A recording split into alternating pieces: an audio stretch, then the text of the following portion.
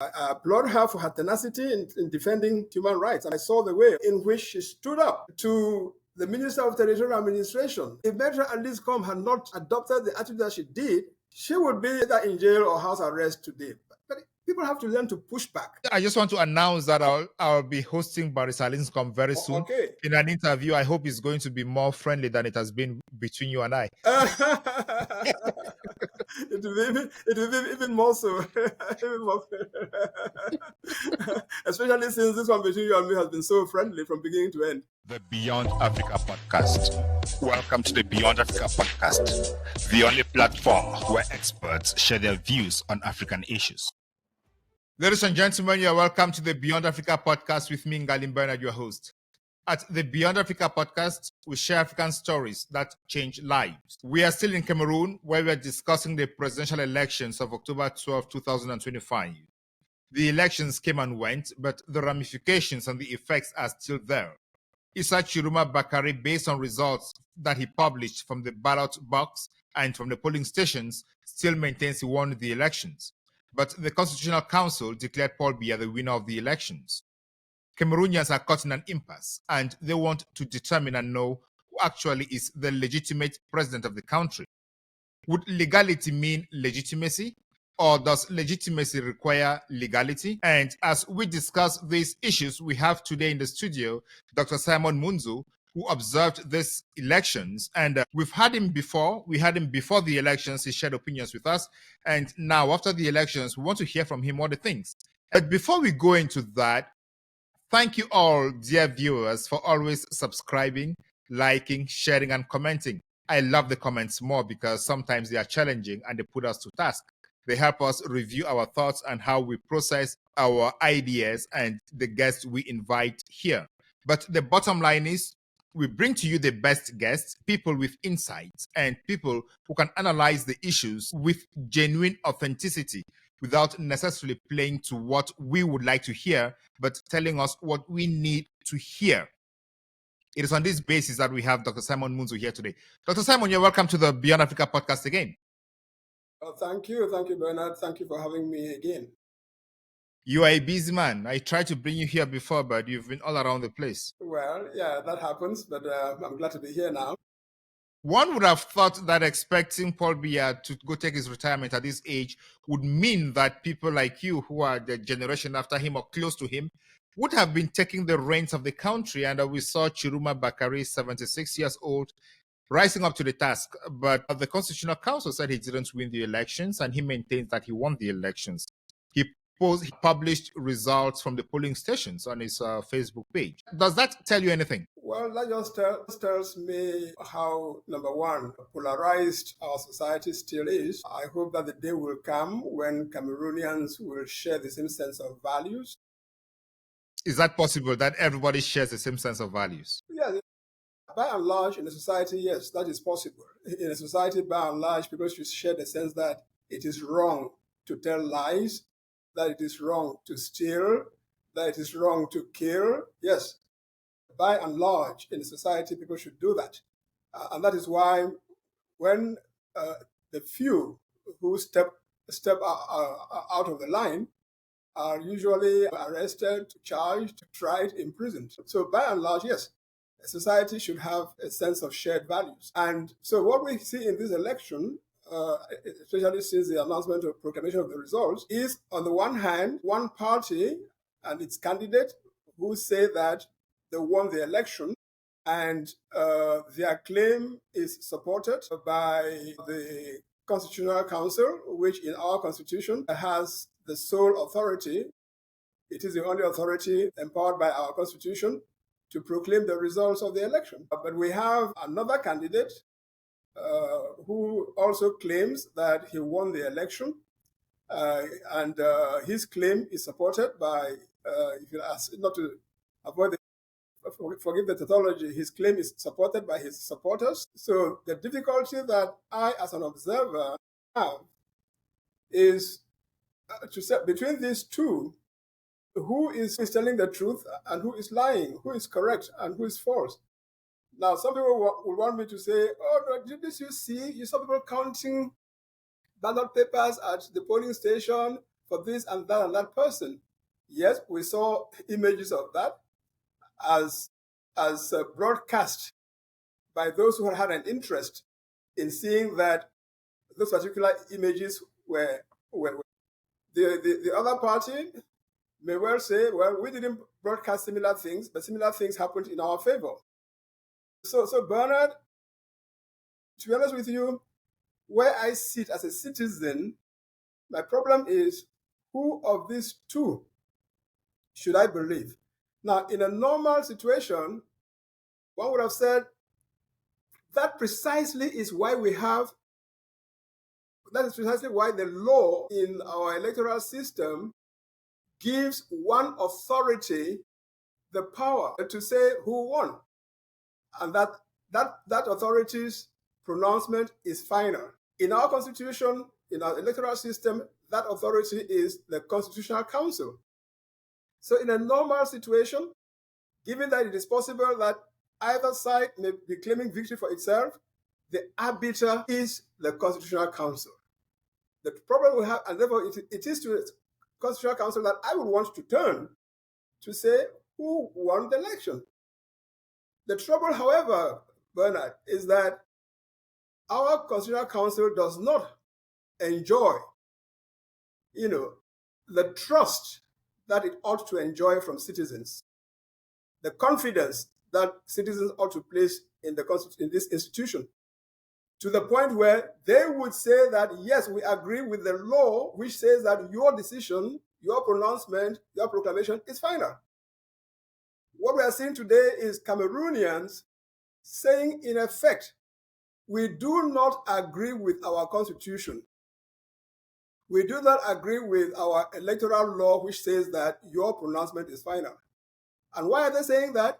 They are saying that because, according to them, from what they observe in the polling stations, the results announced by the Constitutional Council are different from what they say. They say the witness at the polling stations.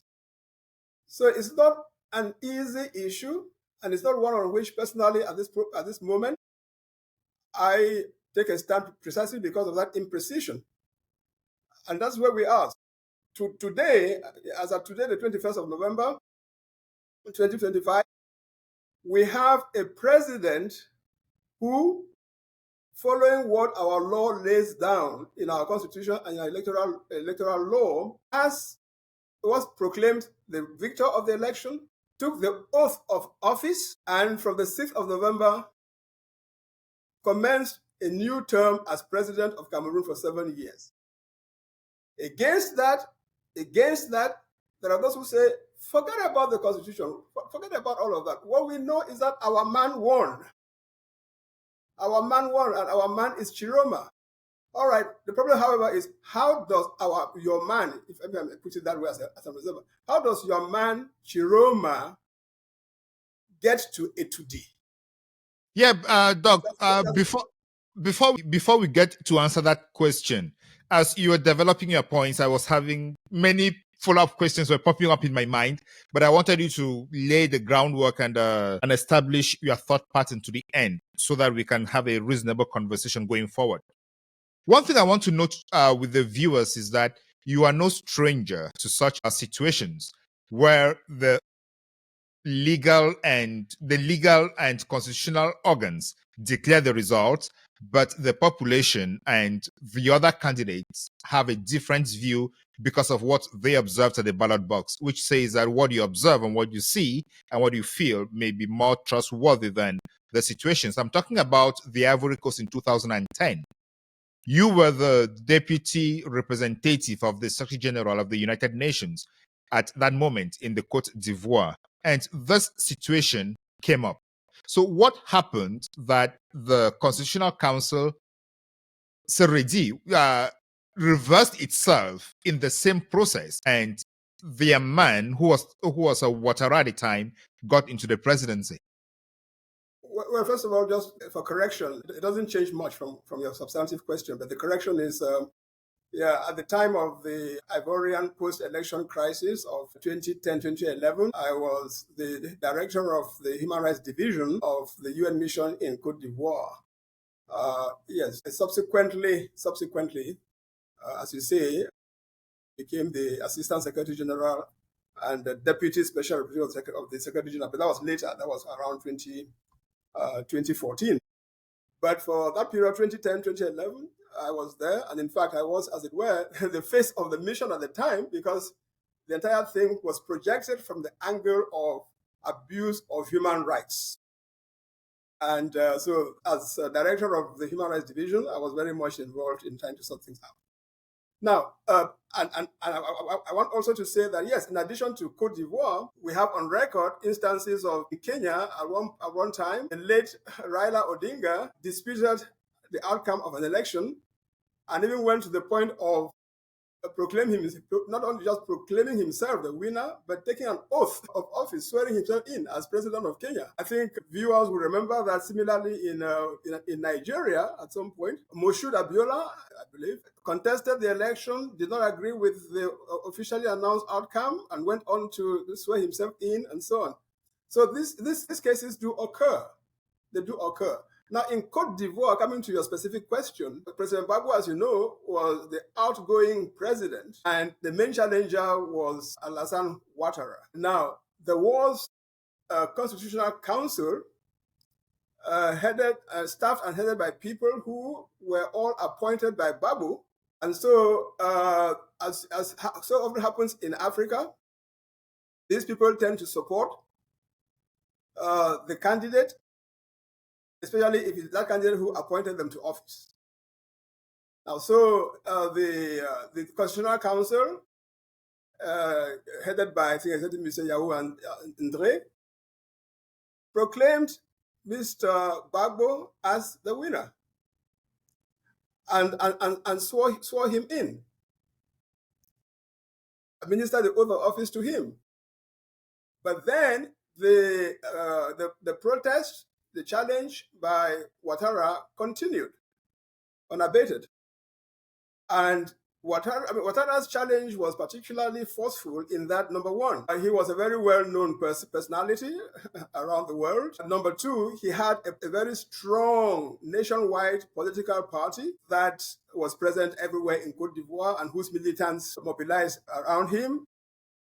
Number three, he had the support of the Force Nouvelle, an armed, if you like, an army, in fact, of the rebels, whose action secured the dividing of Cote d'Ivoire into two, almost in the middle. The northern half was ruled not by Gbagbo, but by the Force Nouvelle, whose civilian leader was Guillaume Soro, as your viewers will remember. The factor number four is that Ouattara had the support of France, no doubt about that, and through France, the European Union, no doubt about that.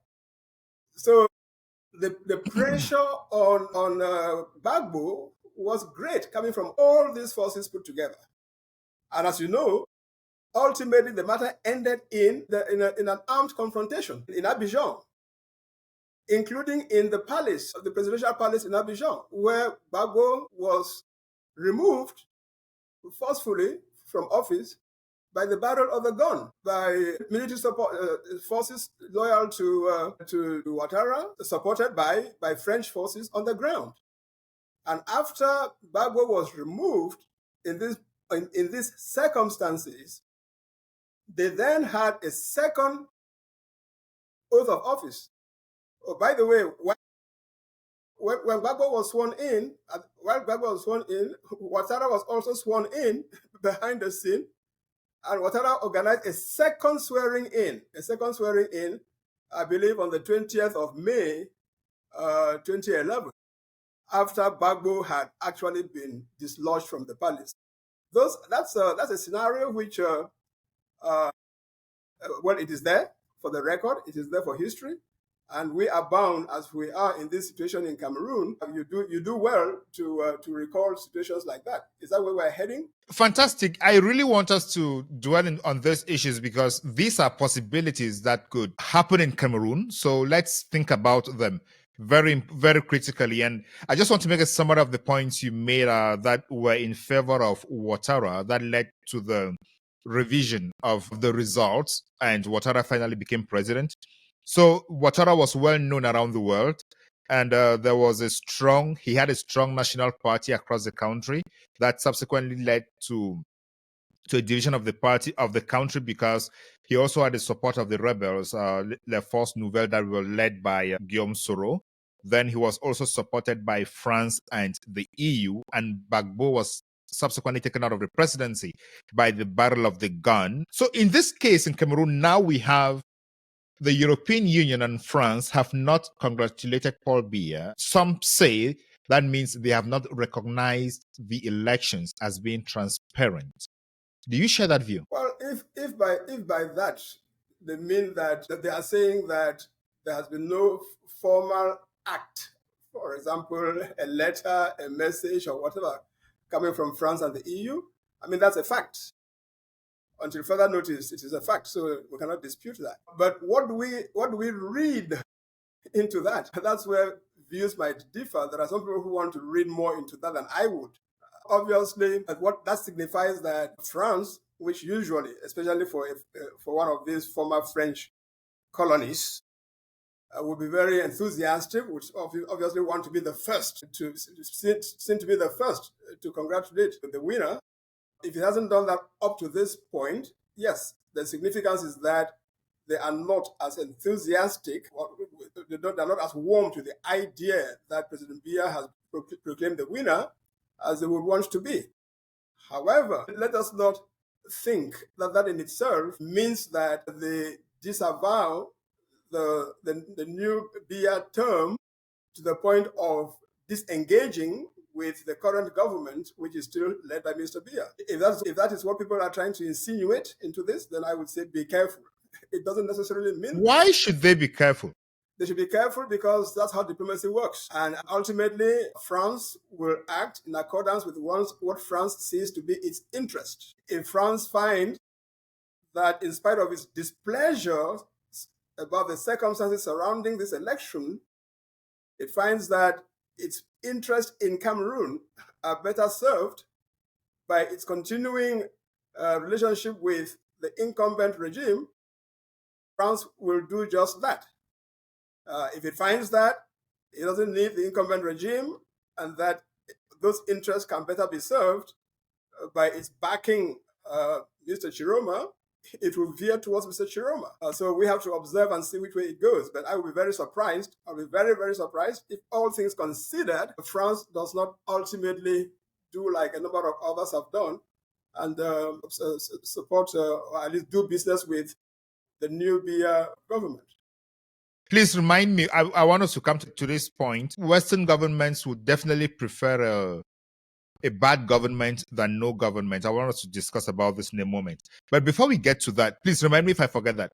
But before we get to that, taking the Ivorian example, does it mean that to correct the wrongs of an illegitimate or a disputed or a questioned elections, there must be the use of the gun in Africa to take out a government that apparently did not win an election? Well, I mean, the answer to that, I mean, you know it as well as I do. I'm surprised you're asking me the question because it seems so obvious.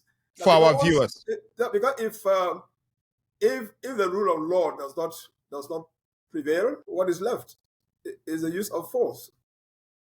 Then of course, that's why you ask yourself, would the use of force be legitimate in such circumstances? Maybe it will, maybe it would not.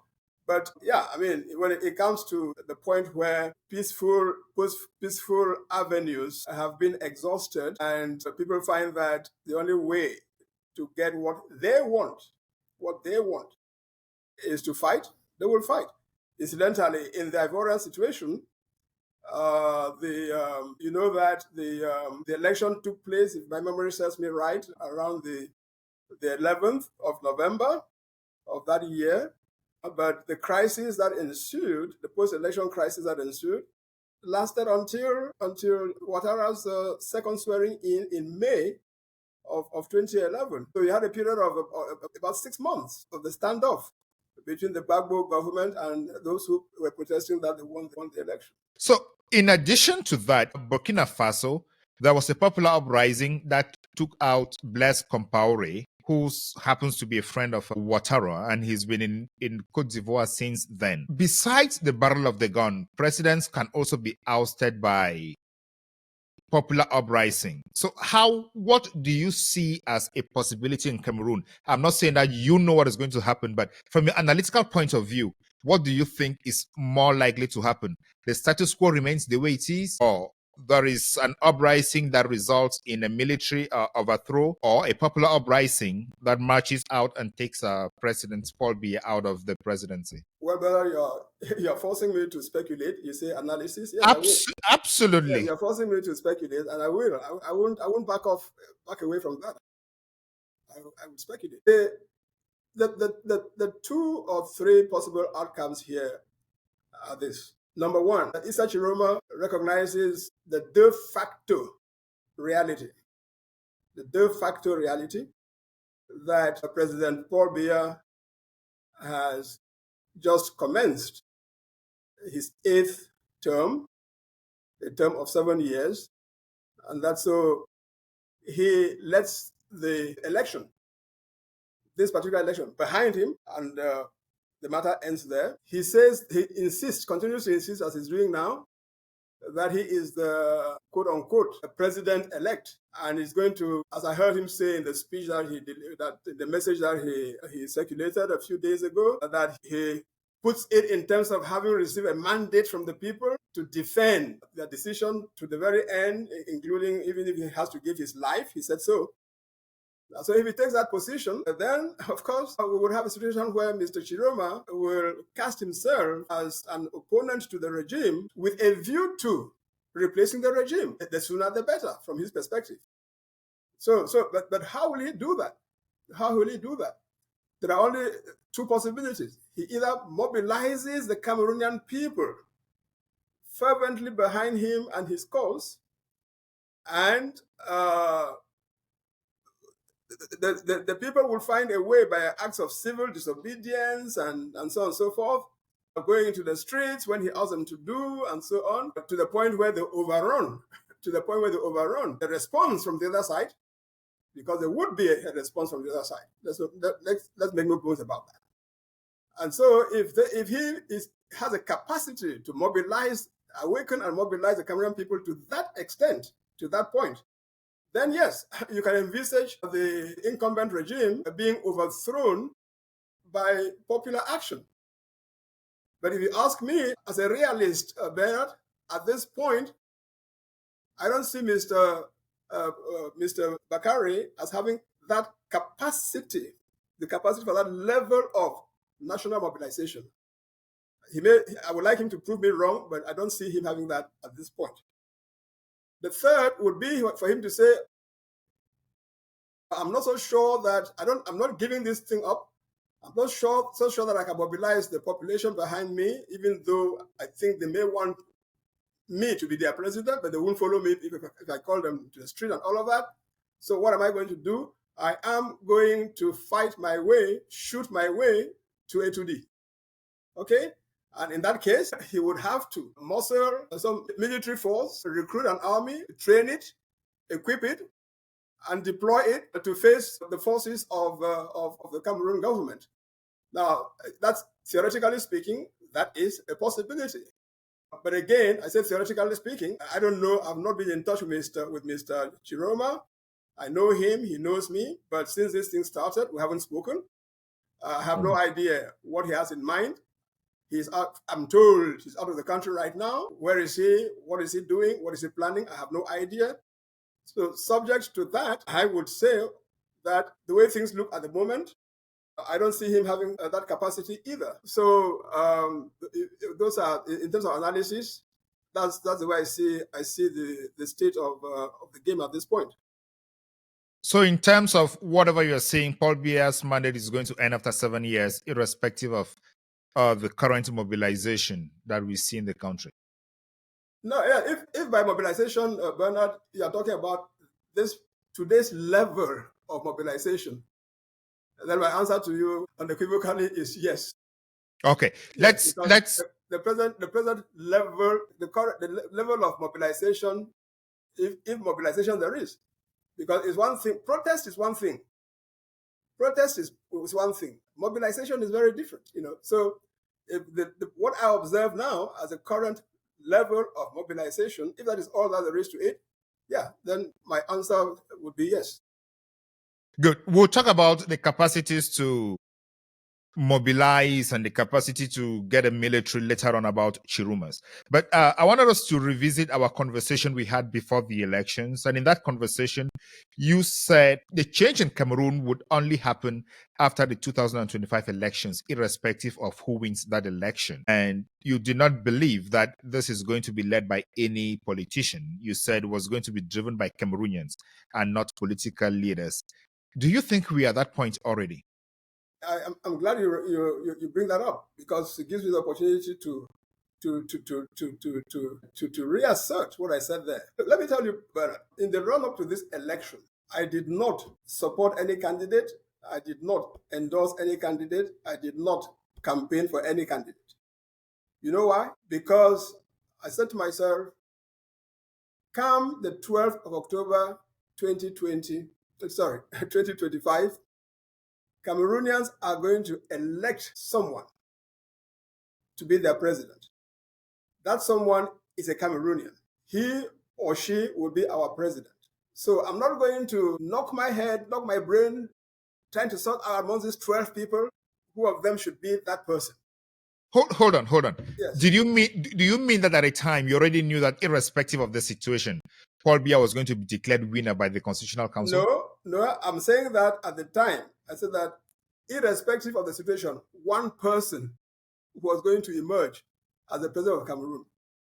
And whether that person was any of those 12 names, well, initially 12, I think later on 10, to me was immaterial. Why was it immaterial? It was immaterial because for me, the most important thing for Cameroon and Cameroonians today is for us to learn to mobilize and exert people's pressure on whoever is our president. Whoever is our president. And that responsibility lies on us, I continue to say. It doesn't matter who's at the presidency. If Mr. Chiroma had clearly won the election on the 12th of October, and he was the person sitting in Etude today, what I was saying then in that our last conversation becomes applicable. Because to me, we the Cameroonian people have to learn to mobilize ourselves to demand from whoever is in Etude, whether that person is called Mr. Paul Biya 2025, forgetting about the last 43 years, or is called Mr. Chiroma, or is called Madame Ndamjoya, or is called whoever. We Cameroonians have to simply say to that person, the way that we were governed up to 2025, sir, madam, we will not be governed that way starting in 2025. So at this point, yes, at this point in 2025, Paul Biya is still there. What are you looking up to Cameroonians to mobilize to say, Paul Biya, you leave from there because we Cameroonians believe that the elections were not free and fair? Or Cameroonians mobilize and tell Paul Biya to rule Cameroon better for the next 7 years than he has done over the last 43 years? The latter, Paul, Bernard, without any hesitation, is the latter. That means you recognize that the elections were free and fair, or you are recognizing the de facto president? That is not the point. In a recent interview, a conversation I was having with Mimi Mefo, as I'm having with you now, I made it very clear, and I say it again. Some people I hear understood that in lots of ways, and so, but that's the risk that we run when we speak in public on these issues. That is why we give you the floor to clarify. Exactly. So go ahead. You would always please some and displease others, be understood by some and misunderstood by others. So if you're looking for unanimous approval, then don't come to this kind of conversation. But I always come because it's important that we clarify, we educate, we inform, we put it there. Those who want to take it, take it. Those who want to leave it, leave it. So having said that, today, I, without hesitation, will tell you that I recognize Mr. Paul Biya as the president of Cameroon. Give us your grounds of recognition. Exactly. I do that because the constitution and electoral code of my country spell out very clearly what actions are to be taken at each step of the electoral process, from registration of voters right through to the announcement of the final result. Number one. Number two, the Constitution and electoral law of my country clearly specify who is to do what at each of those stages, whether it is the citizen going to register and all of that, whether it is a LECAM doing what it has to do, whether it is the divisional counting committee doing what they have to do, whether it is the national counting commission doing what they have to do, whether it is the Constitutional Council doing what they have to do. My country's constitution and electoral law lay down all of that. And when I look at what has been presented so far, I see that step by step, the bodies that were to play their roles have played their role, to the point where the Constitutional Council said, this is the winner. Okay, now against that, and that is where I stand when I say I recognize Mr. Biya as the winner. Now, against that, Bernard, there are challengers who say they don't agree with the outcome. Okay? Now, I am waiting to see in what forum, on what occasion, at what point are they going to present this to the point where I can say, oh yeah, you guys have done such a wonderful job that you now sow doubts in my mind with respect to what these legal actors did. And I haven't seen that yet. I see claims, yes, but I haven't seen that yet. And so let me just have a brief follow-up. And therefore, at the point where I stand now, let me be very clear. Where I stand now, that is a position. Now, does that mean that there weren't irregularities? No, I'm not saying that there weren't. Does that mean that there are not people who are not satisfied? No, I'm not saying that there aren't. But I was not at the election. I am going by what people have been able to put forward, and what they have put forward.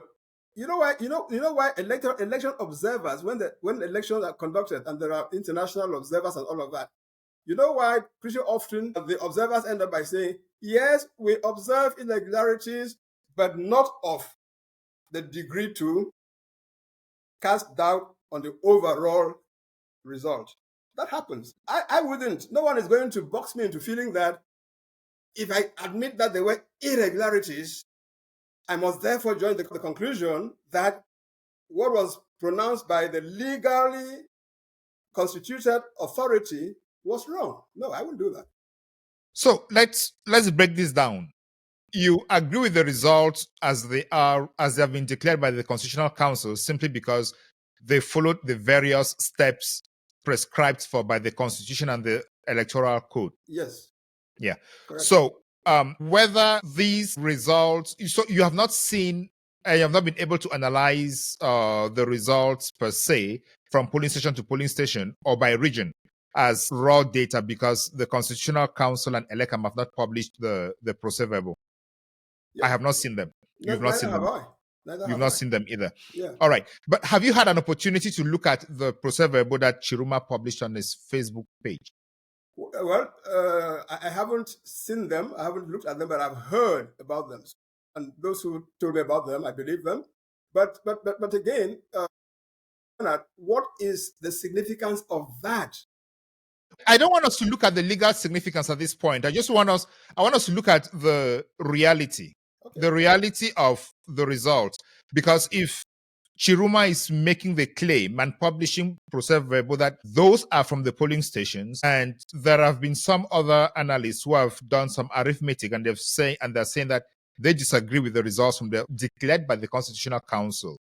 Shouldn't that really put you to doubt because ELECAM itself is not publishing its own results? At least if they publish their own results as collected from the polling stations, it would give some light and enhance transparency. Don't you think so? I agree that the electoral body, or the body that is by our law in charge of conducting elections, has to be transparent. Let me take you, and if you didn't listen to it, I will send it to you, but I'm sure I sent it to you because you're on my personal correspondence list. Do you remember that I issued a statement? And so far, in fact, it was the only statement I've issued on the election. I issued a statement on this election on the 9th of October, 3 days before. Go to that statement and see what I did. I reminded all of us that the sovereignty, according to our Constitution, belongs to us, the people. Article 2, paragraph 1 of our Constitution says that. And it says that we exercise the sovereignty through the President of the Republic and members of Parliament and by way of referendum. So to me, and it ought to be to every Cameroonian, when you elect a president, forget about what has happened to us in the past 60 years or more. You should know that when you elect a president, you are electing your servant, the person who serves as the instrument through which you exercise your sovereignty. Okay, not your master. And you hold that, and that's why you should continue to hold that person accountable from the day they are elected for a 7-year term in the case of Cameroon today to the end of that 7-year term. You don't. How do you hold them accountable, Dr. Munzu? But you hold them accountable by watching what they do, how they perform, the lack of performance, and people do this all the time. The media are full of it, criticizing the Biya regime for this. All of us do. There's no water, there's no electricity, there's no this and there's no that. But nothing has been changing. So what should the citizens do? What citizens elsewhere do, and this is the challenge, Bernard, that I was referring to in that's the statement I made to you last time, which you were recalling. Starting from 2025, whatever Cameroonians may have failed to do because they ought to do it. Starting from 2025, Cameroonians should organize themselves. They have associations, they have civil society organizations, and so on and so forth. When they come together and exert pressure the way we've seen it exerted in other places, they can bring down a government in its 6th month, in its 2nd year of a 7-year term, in its 5th year of a 7-year term, or vote it out at the end of a 7-year term. That is doable. But the trouble we have in Cameroon, and I will say this until I die, the trouble we have, if it continues the way it is now, the trouble we have in Cameroon is that Cameroonians like to complain. And when you ask them to come together, even in terms of associations, Bernard creates his own little thing. Simon creates his own little thing. Amina creates her own little thing. Let's come to that in a moment. Yes, and the moment. Yes. If you recognize that the government was legally elected, why should Cameroonians mobilize to take it down, to ask them out of power if they have been legally elected? Oh, that's easy to answer, because you don't elect a government for the purpose of its being elected. You elect a government to serve, and you do not say that the only once in 7 years that you ask that government to account. No, and this is a mistake that Cameroonians are making. But Dr. Simon, elections are meant to hold a government accountable, so that if the government doesn't perform during the mandate, you vote the government out at the end of the mandate. If a government has been legitimately elected, why do you want to take it out when you have the opportunity at the end of the mandate to take them out? No, you wouldn't necessarily want to take them out before the end of the mandate if, for example, they're performing well, they're delivering on what they were elected to do. Okay? Now, if you find that they are not delivering, yes, then it is legitimate that you, number one, if you find that they're not delivering, you can say, okay, you guys continue to make that your mess. Continue that your mess. We'll show you in 7 years' time or 4 years' time, whenever the election is coming. But in the meantime, you organize yourselves. You are cataloging what they are doing. You are organizing yourselves. You are educating each other. You are sensitizing each other throughout the 7-year period. You don't wait until a month or two to elections. Then everybody starts emerging from wherever and forming some ad hoc groups and things that don't even harmonize for some of them and all of that. No, Cameroonians have been doing it the wrong way, and they should try to learn to change. But you know that Professor Maurice Kamto and his MRC party filed petitions at the Constitutional Council about a year before the elections, asking the Constitutional Council to order ELECAM to publish the National Voters Registration List as required by Article 80 of the Electoral Code. The ELECAM, first of all, had refused to do that. Then the Constitutional Council said they don't have the mandate to order ELECAM to publish that National Voters Register. It was not 1 month to the elections. It was not 2 months to the elections. That was preparing for the elections well ahead of time. But Bernard, I'm glad you've brought that up, because by the way, how long before the election did Professor Kamto do that? Now, if he did it, let us say a year before, 2 years before, 3 years before the election, and he got the response that he got from the Constitutional Council, that is the point at which you say, I have now exhausted. I've exhausted the official institutions, which by law are supposed to address this matter. They have failed to do it. We, the people, are the next to enter into the dance. Okay? And that is where you start educating Cameroonians, mobilizing Cameroonians, and so on for action. You don't go to sleep. You don't go to sleep at that point and wait. And at the end of the 7-year period, the same Constitutional Council does it the same way as you should have known. Because this is what I don't understand. On the one hand, we say that we know in advance that the Constitutional Council is staffed by people appointed by Mr. Biya, who are beholden to him. ELECAM is staffed by all of that. And then when you go to those institutions and they behave exactly as they would, as you would expect them to do, you stop there? No, you don't stop there. That is the point at which civil education, you have to ignite it at that point. But that would mean that you had spent time the years prior, bringing these things repeatedly to the attention of the population, sensitizing them, and so on and so forth. It's a build-up, and I'm earnestly hoping that starting in 2025, this is what Cameroonians will begin to do. I'm a little bit confused, because on the one hand, you say you recognize the president as elected because the procedure was respected and the actors played their roles as they're supposed to have done. On the other hand, you recognize that Kamto actually brought this complaint. The council ruled against him, not because... Do you think the council was right by not ordering ELECAM to publish the National Elections Register? No, I wouldn't speculate on that, because that was a concrete thing that happened. I have no facts. I don't have any facts on that. So this is not a matter of analysis. You're asking me to... No, but you know what Section 80 of the Electoral Code provides for, that the register is supposed to be published on the 31st, at least by the 31st of December every year after recompilation, and that was not published. Yeah, but if it was not published, then of course it was wrong. It was not. It was wrong. So it was wrong. If that was wrong, if the register, which is a fundamental basis of the electoral process, was not transparent and not public, doesn't that taint the entire electoral process? Bernard, I hope you understand me.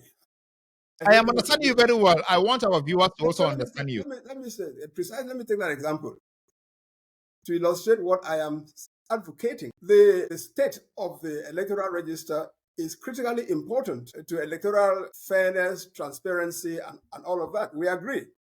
So if you, a political party leader with a vested interest in the accuracy of the electoral register, call upon ELECAM to do its job, as dictated, as you say, Article 80 of the Electoral Code. You call upon ELECAM does not respond as it ought to do.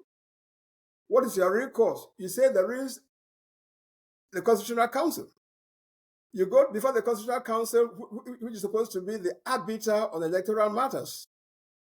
And the Constitutional Council tells you, we are sorry, this thing is not within our jurisdiction. Because from what you are saying, that's the reply they got. In that case, you come back and say, no, but this thing must be addressed. I have gone. That is where you bring in the people. Public opinion, leading to activism and organization and mobilization and all of that. We know that in 3 years' time, if this thing continues to be like this, These people are going to rig this election, the next election, as they've done all the previous ones. We can't allow that to happen. And you make that the one issue which you take to the Cameroonian people between elections. You don't wait until an election comes up. No. You make that the one issue which you take before the Cameroonian people, asking for Elecam to do its job, asking for the Constitutional Council to do its job. And if they don't, those are the instances where people go to the street. When we talk about the population bringing down regimes, that's how it is done. That's how it's done. Don't go back to your party headquarters and spend the rest of the time your communicant going on Equinox or other platforms to talk à longueur de journée et de nuit. No. If we are serious about all right, Doc, let's look forward. Reform in our country in a very difficult reform environment. I'm not downplaying that. We are operating in a very difficult reform environment. But in that difficult reform environment, you need to be sufficiently strategic in deciding what is to be done, whom you do it with, and when you do it. That's what I'm saying. Yeah. Let's look forward. You mentioned a few minutes ago that Chiroma, in your view, does not have the capacity to mobilize Cameroonians to get down to the streets, and it doesn't have the capacity to run a rebel group. So, at this moment, let's take one at a time. Mobilization. Let me correct that. I'm not with Chiroma, so I don't know. What I'm saying is that he doesn't appear to have. He has not shown that he has. So whether he has or not, it's a different matter. Words do have meaning. But I have not yet seen that he has. He doesn't appear to have. All right. Thank you. Yeah, I just want to go back to our conversation in which you said it's necessary to mobilize. And I think you repeated that also when you met with Mimi Mefo. You said it's necessary for Cameroonians to organize themselves in such a way as to block the system in its functioning. In all those, what comes out of it is you understand what it takes to bring change to Cameroon. So if Chiroma calls you today and says, Dr. Simon Munzu, we need to do this mobilization to transform the country, what is your response going to be? Well, my response to him would be what I've already said. I said what I said, as you say, on that interview with Mimi Mefo, and that was not the first time. If you go back to other pronouncements that I've made on other occasions, I say this all the time. So I will say to Mr. Chiroma, if I were to give Mr. Chiroma advice today, my advice to him would be, my dear brother, forget about this 2025 over. But position yourself now, because before I'll tell him, before you resign from the government in June, barely 3 or 4 months to this election, no one would have thought of you as the credible standard bearer for the opposition, and through that, for the overwhelming majority of Cameroonians who are seeking change, including me, Simon Munzu. I would have told him that. I would say, but by force of circumstance, you have emerged as the hero of this drama. Okay. I don't think that is responsive to my question. My question was... I'm coming to your question. I'm laying the ground, because you said, what would I tell Chiroma? That's what your question. So I'm laying the ground. So I would tell you that in this second, so you are the champion now, the hero. But forget about applying that heroism to undoing what was done on the 20th of October and on the 6th of November. Look forward and act as the standard bearer for the mobilization of the Cameroonian people, because they have many battles to fight, beginning with monitoring the way that this government governs in the following 7 years, which includes the institutional framework. We are not happy with the Constitutional Council. We are not happy with Elecam, but those are not the only ones. The institutions of our country are broken, because none of them functions and operates the way it should, including our judiciary, including our civil service, where civil servants behave the way we know they do, and so on. So Cameroon is in dire need of reform. And that reform has to be people-driven, because you cannot rely on the government to initiate the radical measures of reform that we need. If we were lucky that we elect, or that on the we're lucky that on the 6th of November, we swore in someone who is reform-minded, someone at the head of government who recognizes that this reform is necessary, who would say, okay, that person is going to consider reform as the main thing on the agenda. Unfortunately, as at now, that is not the case. I mean, let me say that with some caution, because who knows? Mr. Biya may well decide to surprise all of us in this new term to say, I am finally going to pay attention to reforming our country. But that may not happen. If it happens, hallelujah. But Mr. Chiroma should then serve on this, what appears to be his popularity, to say, I will champion the cause of organizing Cameroonians to bring pressure to bear on this government in this term of 2025 to 32. 32. In this term, this has to be the term of reform. And it has to be people-driven reform. And for that, we are going to organize. So all these, there are so many activists out there. Dr. Simon, I have a few follow-up questions. What I'm hearing, why should Chiroma say, okay, I forgot about the 2025 elections? Is it because he is recognizing the legality and the legitimacy of Paul Biya, or is it because he just wants to focus on something else? Can he not use his victory as published on his website as the legal basis to start the mobilization for the reforms? Because the people he should be calling to mobilize are the people that believed in him and voted for him.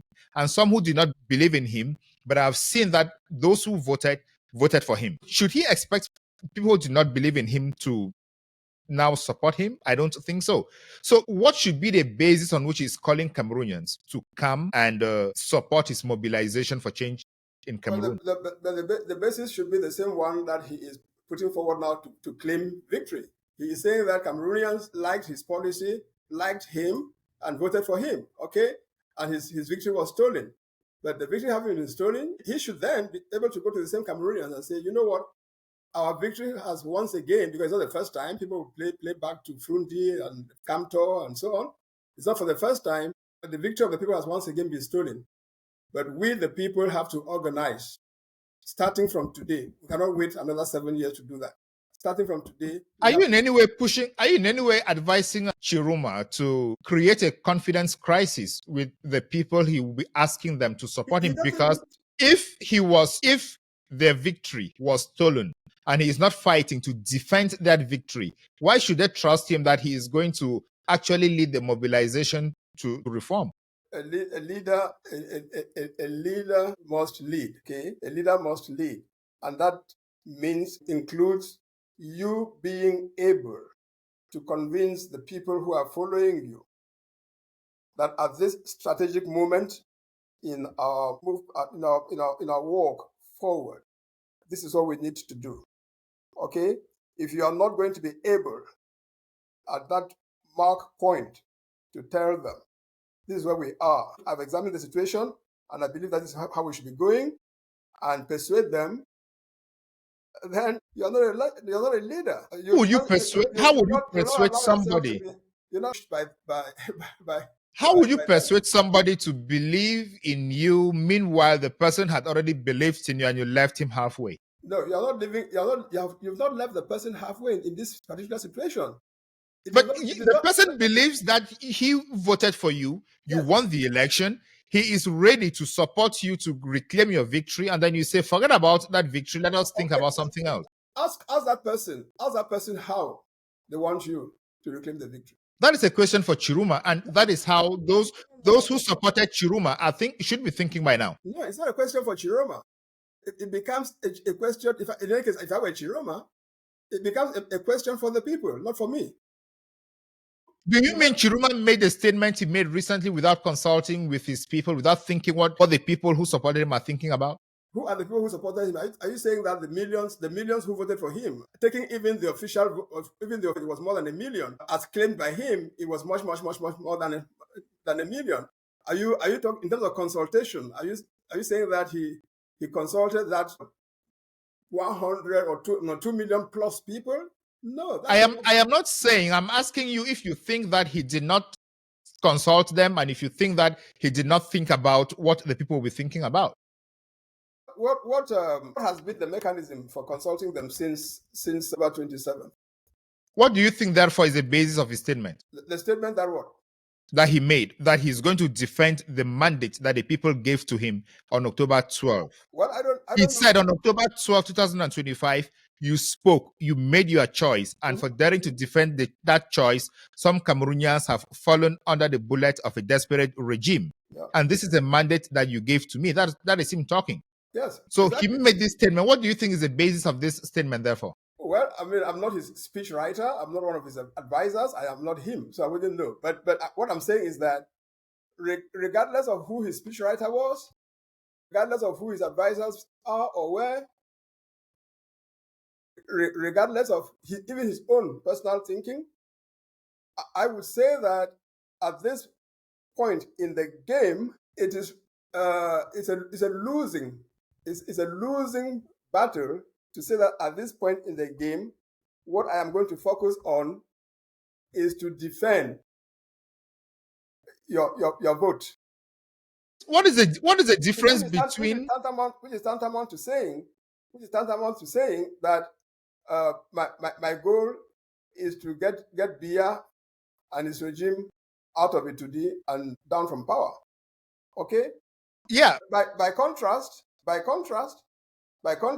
Khan telling to those same people, he can tell them, those fellows did it again this time. Unlike on previous occasions, you are solidly behind me. Legally, they have been put in power.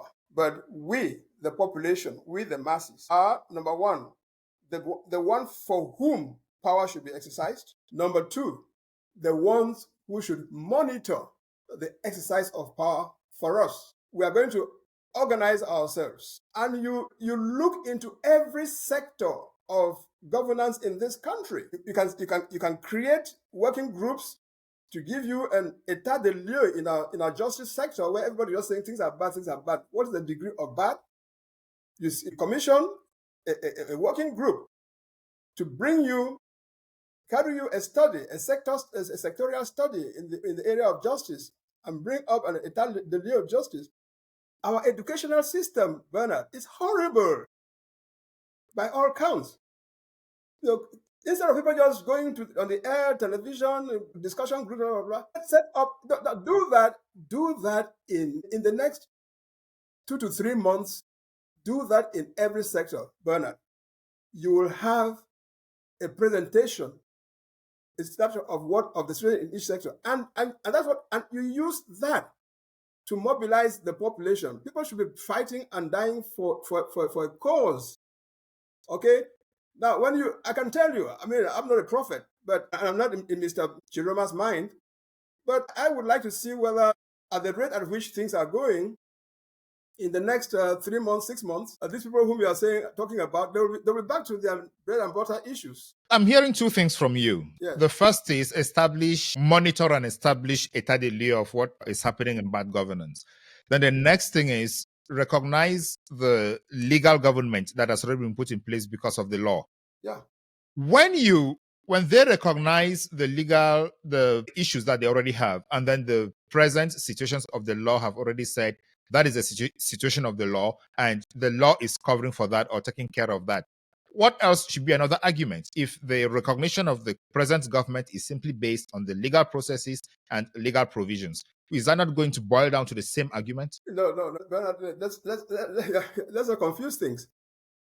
You recognize the present government because it has been proclaimed as such by the legal authorities, okay? And it has gone to work. It is at work, supposedly serving the Cameroonian people. So that doesn't stop you from assessing what they are doing, picking up the weaknesses in what they are doing, and advocating reform in terms of what they are doing. Now, if you had a system, if you had a parliament, for example, supposing, for example, come the parliamentary elections, National Assembly and Senate. If Chiroma on this dynamism were either him alone, the new forces that he's created or that are forming around him, or in conjunction with other political party leaders, were to say, we are going to fight to win the majority in the National Assembly this coming election. That's what they should be doing. Because if they win the majority in parliament, and Mr. Biya finds himself as president working with a minority government, many reforms will be pushed through the National Assembly, where, by the way, our law allows the introduction of private members' bills and so on. Now, so there are several possibilities. I am hearing something here that I would like clarification on. Yeah. The main argument Chiroma has right now is that the election was stolen. Mm-hmm. And you say he should go back and tell his people that the elections were stolen again while working for the next elections. Yes. What is going to give them the guarantee that the next parliamentary elections will not be stolen again? No, if what he does is only in the terms in which you are saying it, then go and tell the people and then go and fold his arms, nothing will change. But that's not what he should do. But what is going to change, even if he does everything, mobilizes the people, they vote, they monitor the votes, and then the bodies that are empowered by law to declare those results come and say the CPDM won 100 out of the 180, or even 105 or 107 out of the 180. That is the law. You said he should recognize those who have been recognized by the law. Bernard, I say that is the law, in that as of the 27th of October 2025, the composition of the Constitutional Council is the way it was. You, Chiroma, before you paid your 30 million francs and announced your candidacy, on that day when you're doing that, you knew that this is the composition of the Constitutional Council. You, Chiroma, knew as at that day that this is the composition of Elecam and so on. So I'm saying to you, Mr. Chiroma, that in this respect, if things are they are, you knew. However, I'm not saying for one moment that starting from the 28th of October 2025, Mr. Chiroma, you and me should not be saying that we don't like the Constitutional Council as it is, and we work to have it changed. We work to have it changed. If we work to have it changed by ensuring that we have a majority in the forthcoming parliament, we will use a majority in parliament to have it changed. If we don't have that, we know that the people are with us. We will work through the people to have it changed. That is where if I don't want to use the word insurrection, but that's what people's power. I understand you, but I'm not saying for one moment that because he said so, he recognized them on the 27th of October, he must recognize them waiting until whatever in 2032. That precisely is what we must avoid doing. Earlier on, you said a government can be held accountable even in the course of the mandate, and they could be taken out, not necessarily at the end of the mandate during the elections. Did I get that right? Yeah, but didn't we see that? Am I teaching you anything? The Arab Spring, did the Arab Spring not bring down governments en cours? Did Egypt government not fall? Even more recently, was it Nepal or somewhere like that? No, regimes fall. Even monarchies, which don't have a term limit, monarchies fall. Term-limited regimes do fall between terms.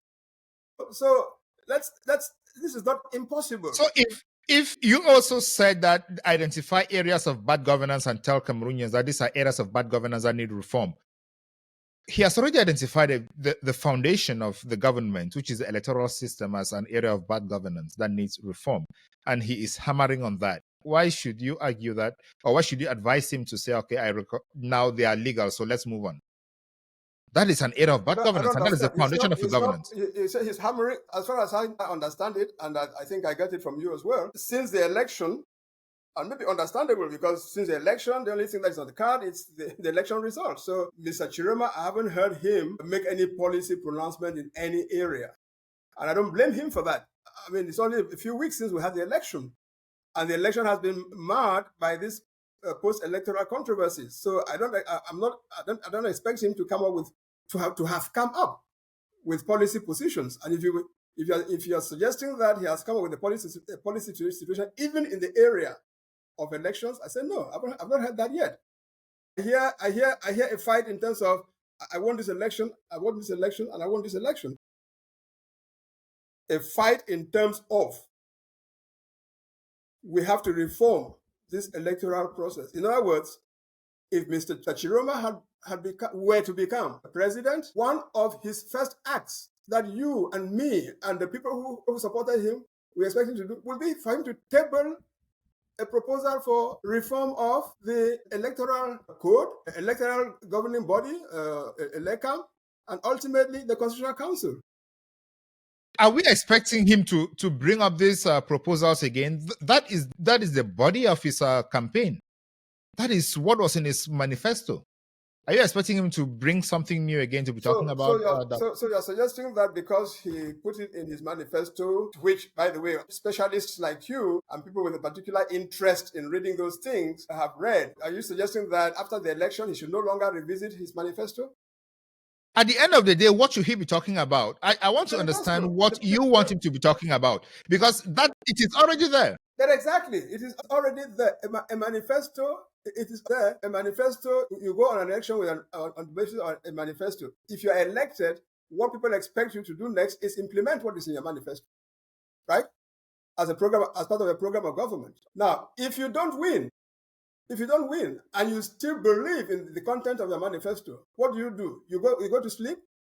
You continue to speak on that manifesto to the people, so that continue to speak. So that it is constantly it is constantly on their mind, and it is capitalizing on what you have put constantly on their mind that you can expect to mobilize them behind you when a situation arises where the population are supposed to come out.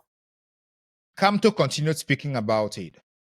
He raised awareness, but he was still kicked out of the electoral race by the institutions we call legal, and some have argued that his elimination was arbitrary. On what grounds should we really believe that this current system can be taken out or can be replaced simply by constantly talking about policy reform? There is no shortage of policy reform and discussions on policy reforms in Cameroon. You are saying, you mentioned the word discussion. There is a lot of discussion, my brother Bernard. There's a lot of discussion on policy reform, but there is no strategic organization to push. How would a strategic organization manifest itself? Let's take very, very, very little examples of the way. Now, take even that electoral system and that electoral code we're talking about. Who do you think should have been at the forefront of obtaining electoral reform? Political party leaders in general, including even the CPDM, I would suggest, but keeping the CPDM and its allies out, assuming that they are not interested in reform, because I should imagine that even there must be people who are interested in reform. But the political leaders, especially political parties, should have been. How should they do it? Aren't you concerned that in the 7 years between 2018 and 2025, the quote-unquote opposition political leaders could not come together to agree on constitutional reform and push for it? Okay, an attempt was made by 4 or 5 or 6 of them, but 7 political party leaders came together, made a proposed reform to the electoral code, put it together, organized a press conference to announce it to Cameroonians and explain to Cameroonians what they had put together. The government banned the press conference. They used other means of communicating to Cameroonians. Like the dimanche, as you said, all the communicants were everywhere. They would write, they would communicate. They sent a copy to the presidency. Paul Biya claims he never reached his desk. Whenever they organize a press conference, it does not hold. When they organize a rally, the government puts it down. So how much or what other strategy do you think they should have used to communicate with Cameroonians about the reforms that they had? Those are exactly the kind of situations where you say that, I mean, you have to be in defiance mode. You have to be in defiance mode. And your defiance would be justified because you've done everything to follow the law. And a sit-tight regime is stopping you from doing that. You are entitled to be in defiant mode. And when you go into defiant mode, the people that you have to rely on are the population. And there are many ways of sensitizing, educating, and eventually mobilizing that population. If you call them out and they don't come, then they're not with you. They're not with you. No, you call them out, they want to come, but the government tear gases them. Bernard, the countries where we saw, and this is not long-term history, we're talking about the past few years. Nepal, a few weeks ago in Nepal. The countries where we saw this happen were not necessarily run by reverend fathers and nuns. They were not. So regimes have been pulled down by people's power, while the evening before, you would have thought that those regimes were impregnable. If you only thought in terms of what army they have and what gendarmerie they have and what police they have and what secret service they have and so on and so forth. So let's stop making excuses when it comes to Cameroon. The effort, in my view, the effort that has been made has not been synchronized. When you say it has not been synchronized, I know this also featured in your conversation with Mimi Mefo, where you said the political leaders need to overcome individualism because they are too individualistic and they must consider coordination to get things done. But in this case, let's take the practical example of Issa Chiroma Bakary. He was the candidate of his political party, FCNC. Before he got into the elections, he got into an alliance called the Union for Change 2025. That was with civil society organizations and some other political parties. On the eve of the elections, Anissa Ekane and Jokam Chameni of the Union for Change 2025 were picked up and they're in prison today. And we even learned that Anissa Ekane's oxygen bottle has been taken away. But now we are talking about keeping away individualism and working together. Is this not an example of working together already? Even before the elections, they were working together. What advice would you give to them to strengthen this working together? I would say that was a good start. That was a good start in the ranks of if you like, non-governmental actors. That was a good start, and it is in fact that initiative that brought Issa Chiroma, out of the shadows, because he was, as I understand it, the one candidate who agreed to cooperate with that initiative, signed a memorandum with them, accepting their terms and so on. And that automatically earned him the mobilization behind him that he received. Okay? And that's a clear illustration of what I'm saying. He got that mobilization coming from being as suspect as he was. Let's face it, given his pedigree. Yeah, being as suspect as he was able to earn that adherence from the most unlikely quarters. That's what I'm saying. So it's a matter of, amplify that. Because don't forget, Bernard, that while that was happening, other political party leaders who should have gotten into that same initiative chose not to do so, knowing full well that, in fact, if all of them were to work together, the chances that they create something would be greater. They chose to go alone under all sorts of pretexts and pretenses and so on. The Cameroonian civil society space is full of civil society organizations, but just see what is happening there. Each one of them, whether you're in the area of, you have two organizations in the area of human rights, for example, and they don't have a common agenda on anything. Okay? It's only when diplomats invite them that they meet. But otherwise, you don't have them saying, we are both working in the area of human rights. We have our day-to-day activities. But when it comes to us persuading the government of Cameroon, regardless of who is president, to be serious about human rights and do this and do that, let us, the two or three of us in this sector, work together and agree on a common agenda that will push with this government. You don't have that.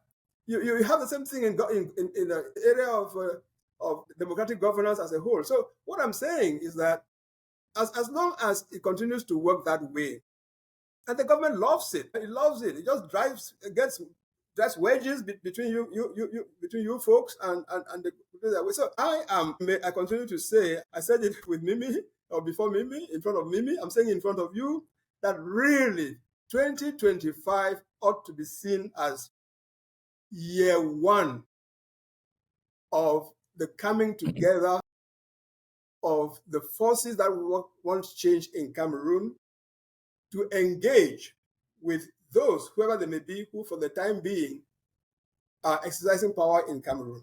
And we have to learn to hold their foot to the fire, and we can do it. Yeah, so talking about collaboration, recently, Issa Chiroma Bakary appointed Barrister Alice as his spokesperson, and Barrister Alice is not a member of his party. She's of the civil society organization. What do you make of this appointment? Well, first of all, I want to approach it from the point of view where the first element is of the person, the individual, Barrister Alice Nkom, for whom I have a tremendous regard. This is someone who has not only distinguished herself in the legal profession, forget about politics and everything around it, but within the professional core of barristers in Cameroon, she has, by sheer brilliance and work and performance, earned the respect of everybody. So I applaud her for that. I applaud her for her tenacity in defending the human rights. I mean, I saw the way, at least I witnessed from afar, the way in which she stood up to the Minister of Territorial Administration, the SDO of Buri, and I think by extension, the governor of the Littoral, on this episode where the government arbitrarily, withdrew the permission or grant license or whatever of human rights organizations with which she's involved, and attempted to seal them up and all of that. I saw what she did, which in fact, Bernard, is a good illustration of what I was saying. If Maitre Alice Nkom had not adopted the attitude that she did, she would be either in jail or house arrest today. But people have to learn to push back. Okay, so from that point of view, I just want to announce that I'll be hosting Barrister Alice Nkom very soon. Okay. In an interview. I hope it's going to be more friendly than it has been between you and I. It will be even more so.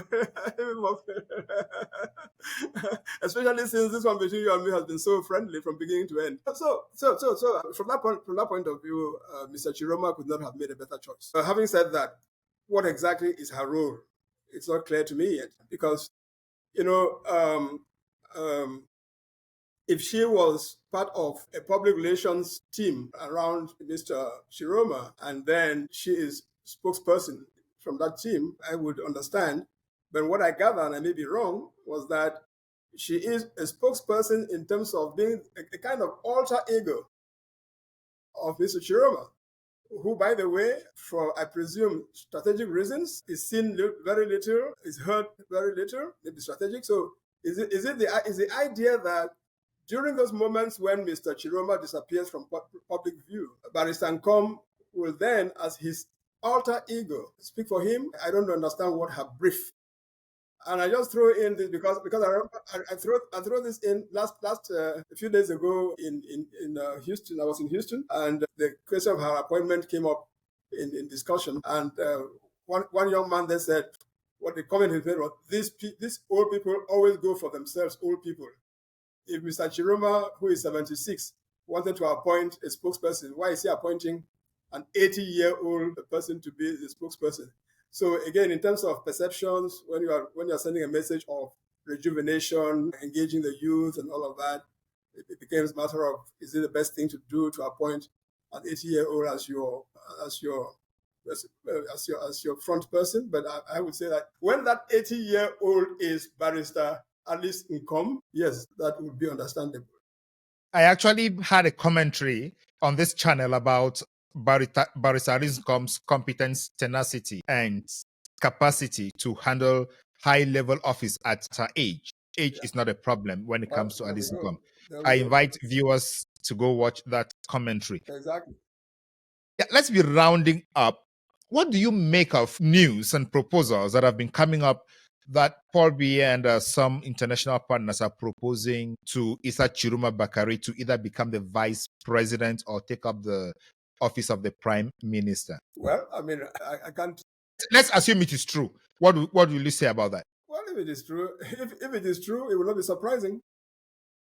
Yeah. So what will you make of it? Is it a good idea, bad idea, or should he just ditch it? I can't speak to that because you see, people have to be principled and consequential. You understand? No, talking about a country, yeah, people can be principled, consequential, but in view of what the country is going through now or may go through in the next few months, what do you think should happen here? My personal view is that would be, how should I put it? That would be an not necessarily a satisfactory outcome or the prospect. You know why?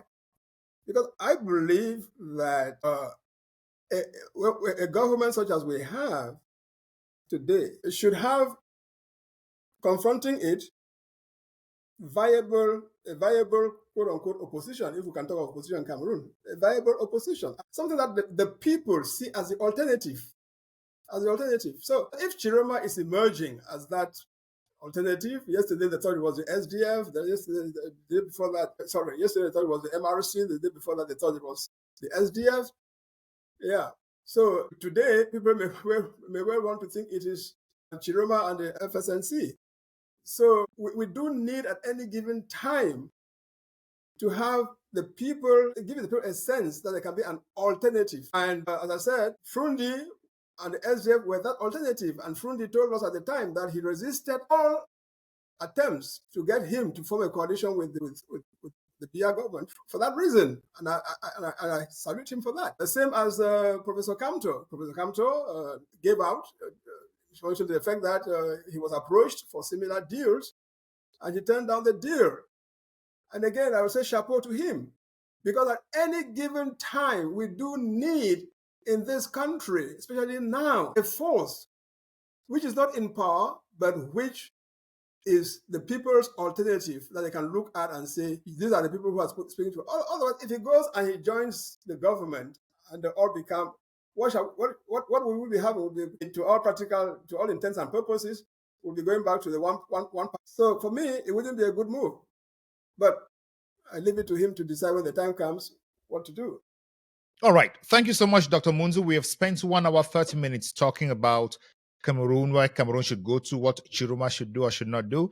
Now, what is your role in all this? You must have a role that you should be playing. And what role do you want to assume to take Cameroon to become a better country?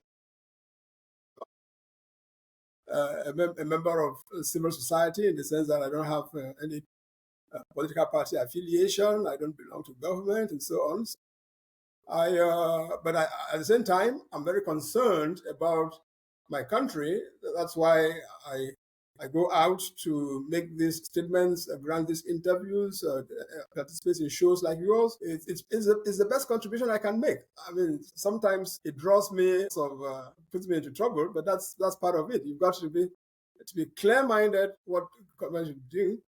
And I remember, for instance, that when the so-called Anglophone problem started, what I said in address to my hot-headed young people claiming to have independence and separation and all of that, I told them cold-headedly, my dear fellows, if it's in terms of grievances that we, the Anglophones, have, Simon Munzu is, whether you like it or not, I was among the first to draw attention to this while I was in the upper echelons of the ruling party, the CPDM. I was National Secretary for Economic and Social Affairs. And I used to tell my party at the time that it is for us as a ruling party to solve this problem. For us to solve it, we must not admit that it exists. So you kids come today and you're calling me black leg and all of that because I don't want to go with you to the extent of separation and independence. We have to restore our autonomy, but within Cameroon, you call those sorts of names. So similarly, I wouldn't be surprised if in this present context you have a similar reaction. But my role actually is to capitalize on my experience, which some people recognize, the various places where I've been, where I've worked. There are many in Cameroon who recognize that I played a little part in their educational upbringing when I was teaching at the University of Yaoundé and so on. So Cameroon is my country. And I believe that the country is in great need of reform. And in that's why I continue to speak up on the issues. I've spoken up on the issues all along. In spite of the fact that I have so many friends in governing circles, so many of them at a personal level, we're all in CPDM together, we're teaching with some at the University of Yaoundé together. So I have so many friends in the establishment. And so when I meet them, it's friend to friend. But when it comes to issues, they know where I stand. They know I'm uncompromising on that. And I tell them, if you guys were to embark on a true reform project and call Simon Munzu to come on with you, he would. But not when you guys try to skirt all around. We have these many problems. So my role will be continue to be that one, an independent voice who brings his thinking into what is happening. Those who want to take it and use it, fine. Those who reject it, fine. The contribution I intend to continue to make. Thank you so much, Dr. Simon Munzu. An independent voice is necessary at this material moment, and that is why we have independent media. You would know that in Cameroon, media is not independent, even though they are private. So we give the microphone to anybody who has anything to say. Even CPDM people are invited to come and talk. Absolutely. We like to be called all sorts of names because we give everybody an opinion, an opportunity to make an opinion. The reason is when you listen to somebody you disagree with, you may find common ground from where you can start building an idea for reform. If you disagree with somebody and you cannot talk to that person, you are definitely not reform-minded and you are not solution-oriented. So on this platform, we give everybody an opportunity. Listen to everybody. Agree, disagree, don't hate. That is why we talk to everybody and we invite CPDM people also to come to the Beyond Africa podcast. We've sent invites, they've not come, but we like them to come and share their opinions so that they should come. We are very friendly on this podcast, right? We just ask a few questions to get your mind, to get your mindset and your thoughts about issues. We are open and we would love everybody to come here. Well, Dr. Simon Munzu, thanks for having me again. I'm always here. Just let me know when the next time you want me to have another conversation with you. Thank you. Okay, thank you. Thank you so much. My congratulations for the good job you're doing. I mean, you guys are your Beyond Africa is really helping to put ideas out there in a way that is constructive and allows us to move forward. Thank you. Thank you so much, Dr. Simon Munzu. Thank you also to my team that is working behind the scenes to make these things work. You only see me here, but there's a whole lot of people behind here who make these things come into reality. So it's been a pleasure having Dr. Simon Munzu, dear viewers, and also a pleasure having you watch and listen to this conversation. We know there are issues you agree with, there are issues you don't agree with. What we ask for is having an open mind to process the information you've received from Dr. Simon Munzu, cross-check them with your ideas, with your emotions and what you think, and contribute to the development of the country. What a time to be alive. What a time to follow Cameroonian politics. I have been Galim Bernard, your host. Kindly like, subscribe, share, and above all, comment. Until we see you again in the next episode of the Beyond Africa podcast, which will likely be with Barrister Alice Nkom. Thank you and see you.